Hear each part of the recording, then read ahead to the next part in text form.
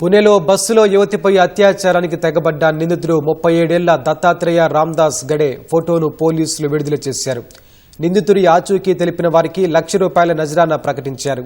మంగళవారం ఉదయం 6 గంటల సమయంలో పుణెలో అత్యంత రద్దీగా ఉండే స్వర్గేట్ బస్టాండ్లోని నిలిపి ఉంచిన బస్సులో యువతిపై దత్తాత్రేయ అత్యాచారానికి పాల్పడ్డాడు. ఘటనా స్థలానికి పోలీస్ స్టేషన్ కేవలం 100 మీటర్ల దూరంలోనే ఉంది.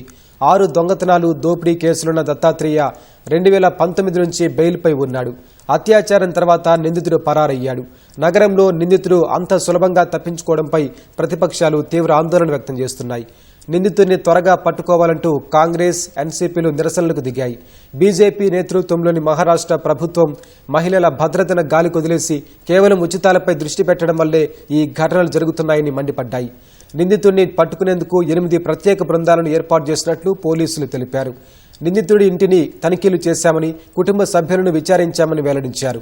నిందితుడిని వీలైనంత త్వరగా పట్టుకుని కఠిన శిక్ష పడేలా చేస్తామని మహారాష్ట్ర సీఎం దేవేంద్ర ఫడ్నవీస్ హామీ ఇచ్చారు.